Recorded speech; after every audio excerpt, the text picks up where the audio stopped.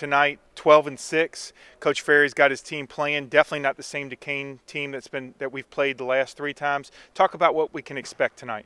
Well, their guards have matured and grown up. They've had good guard play. They've just been a little bit young and not quite as consistent. But the kid Coulter and Mason are playing at a really high level, scoring over 30 points a game between the two of them.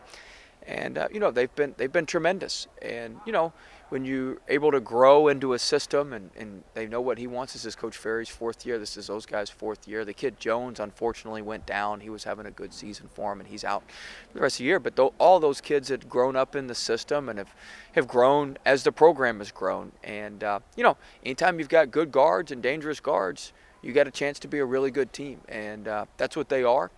And we need to certainly play our best and do a good job on those two. You talk about the 2 guards, and this is a second straight game that we have to play against a very potent guard duo. What type of systematic things have you been able to incorporate in tonight's game plan, similar to what you might have done against University of Richmond? Well, hopefully we don't do too much similar. Those guards toasted us, Rodney.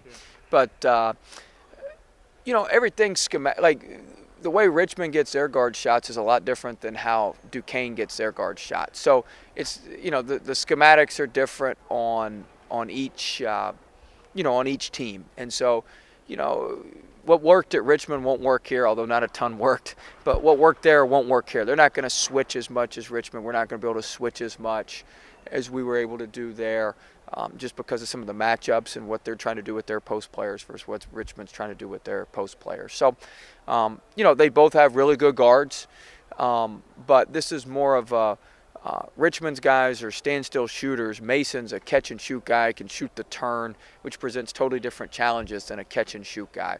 And Coulter's more of a power guard, and Jones is more of a shifty, shaky guard, which they both present challenges, just different challenges. So, we need to hone in on what we need to do well tonight, what we've got in the game plan to stop these two or contain these two. And our guys need to do that well. It starts in transition. We got to guard them in transition. They're tremendous in transition, maybe as good as anybody I've seen in the league in transition, so we need to do a good job there. That'd be a good place to start stopping those two.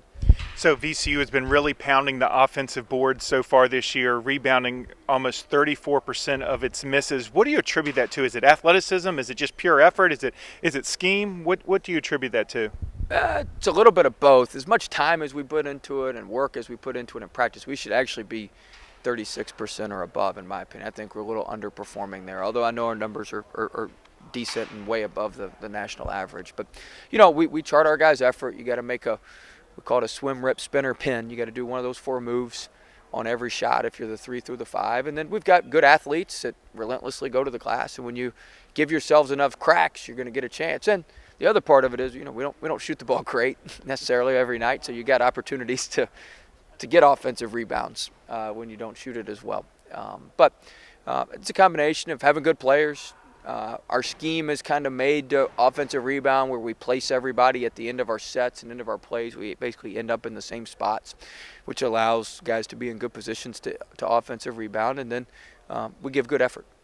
Great. Coach, good luck tonight. Good luck in extending the win streak, and look forward to seeing you on Saturday.